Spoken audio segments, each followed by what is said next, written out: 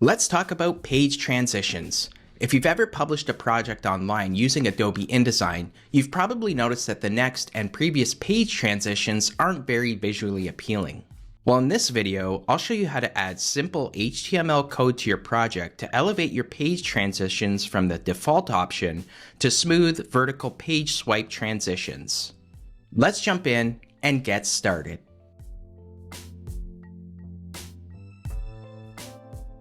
Before we get started, you'll need to download a code editor to edit the HTML code from InDesign. For this tutorial, we'll be using brackets. I've left a link in the description so you can download it and follow along. Now let's look at the InDesign document and export it as an HTML5 package. On my screen, I have a slide presentation consisting of 4 pages, a cover slide, and 3 other slides. You can see them here in my Pages panel. This project does have some basic animation applied. If I show you in my EPUB preview window, the first page has some text animation that appears on page load. Now the first step is to export this as an HTML5 package. To do that, make your way up to File and choose Publish Online.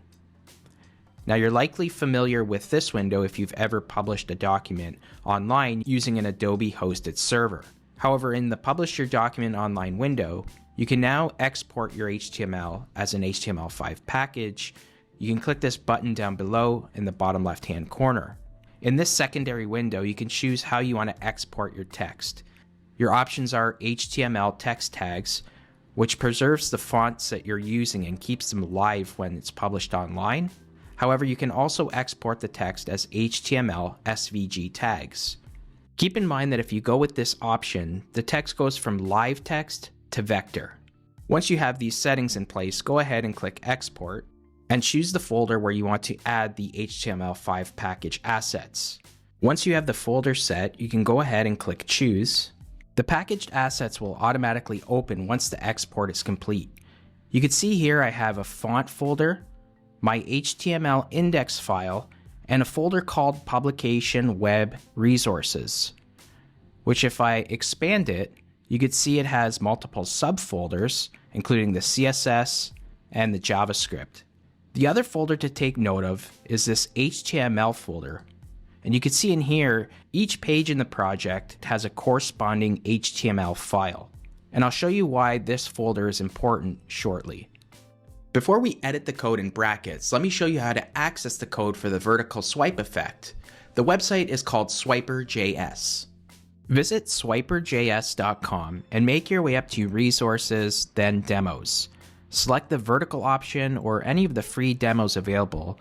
Here you can test out how the demo will appear when it's applied to your InDesign project. Finally, click any of the built-in code editors to access the code and copy it to your clipboard so you can use it in your InDesign project. You can also use ChatGPT or a similar AI chatbot to help you customize the code to your specifications and tailor it for your InDesign project. Now that you understand where to access the code, let's open brackets and edit the HTML from the InDesign document. I'm in brackets now and I'd like to open the folder that we just exported from InDesign. To do that, make your way up to File and choose Open Folder. Let's locate the folder that we just exported. Here it is here, Nuvanta Profile. I'm going to click that and then click Open. You can see in the left panel in my code editor, I have the project folder Nuvanta Profile. In this folder, I have a font folder, the index HTML file, and the publication-web-resources folder. In this case, we want to target the index.html. And here's the HTML that will appear when you open the index file. Now we're going to replace this code with the code from the text file that I supplied. I've copied the code from that text file, and I'm just going to replace it by selecting all the existing code, holding Command on a Mac, Control on Windows, and the letter V to paste that in. Now if we look at the code here, you can see it has the Swiper.js style at the top. We want to turn our attention to the Swiper wrapper, which uses iframes and the folder path to trigger each page in the project. You can see that I have that set up here already, it has the folder path as it's saved in the directory as publication-web-resources/html/publication.html. Remember, if I go back to the publication-web.resources folder and then expand HTML, that's where it's pulling this path from. Publication is here, and then I have publication 1, publication 2, and publication 3. If you have more pages, you would just copy this line and add to it. So the next one would be 4 and 5 and so on. You just have to stay true to this folder path because that's what it's using from our directory up here in the top left. As a last step, I'm going to go to File and save this HTML index file, and now we can view it in a web browser. I've opened the project in my web browser, which you can do by double-clicking the index.html file in the folder you exported from InDesign. I'll refresh the page to see the animation on page load, and now we can test out the swiper effect. You'll notice on the right side of the screen there are meatball menu icons which we can click to scroll through the pages, and you can see that the vertical swiper effect is working perfectly.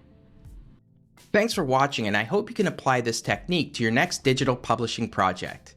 If you found it helpful, hit the like button, and don't forget to click the subscribe button to stay up to date with all my latest tutorial content. Want to learn more about interactive design and digital publishing using Adobe InDesign? Check out the playlist above. Thanks again, and I'll see you in the next video.